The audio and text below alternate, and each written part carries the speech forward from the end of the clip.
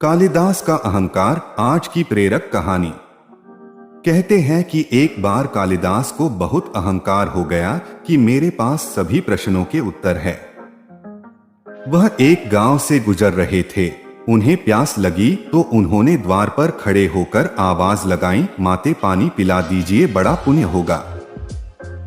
स्त्री बोली, बेटा मैं तुम्हें जानती नहीं, पहले अपना परिचय दो।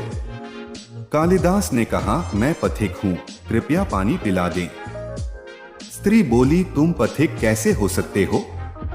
पथिक तो केवल दो ही हैं, सूर्य व चंद्रमा, जो कभी रुकते नहीं, हमेशा चलते रहते हैं। तुम इनमें से कौन हो, सत्य बताओ। कालिदास ने कहा, मैं मेहमान हूँ। स्त्री बोली, तुम मेहमान कैसे हो सकते हो?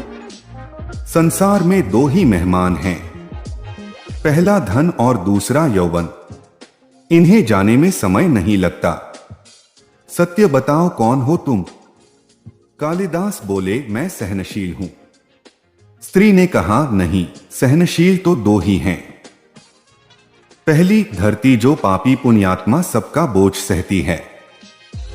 वह बीज बो देने से भी अनाज के भंडार देती है। दूसरे पेड़, जिनको पत्थर मारो फिर भी मीठे फल देते हैं। तुम सहनशील नहीं, सच बताओ तुम कौन हो? कालिदास बोले, मैं हठी हूं। स्त्री बोली, फिर असत्य हठी तो दो ही हैं, पहला नख नाखून और दूसरे केश, कितना भी काटो बार बार निकल आते हैं। सत्य कहें, कौन है आप? अब कालिदास पूरी तरह अपमानित और पराजित हो चुके थे, परंतु उन्होंने हार नहीं मानी। कालिदास ने कहा, फिर तो मैं मूर्ख ही हूं। स्त्री ने कहा, नहीं, तुम मूर्ख कैसे हो सकते हो? मूर्ख दो ही हैं, पहला वह राजा जो बिना योग्यता के भी सब पर शासन करता है, और दूसरा जिसको यह भी याद नहीं कि एक दिन मेरी मृत्यु निश्चित है, परंतु फिर भी पाप कर्म करता है। कुछ बोल न सकने की स्थिति में कालिदास वृद्धा के पैर पर गिर पड़े और बोले, तुम जीते मैं हारा। वृद्धा ने कहा, उठो वत्स। आवाज सुनकर कालिदास ने ऊपर देखा तो साक्षात माता सरस्वती वहां खड़ी थी। कालिदास पुनः नतमस्तक हो गए।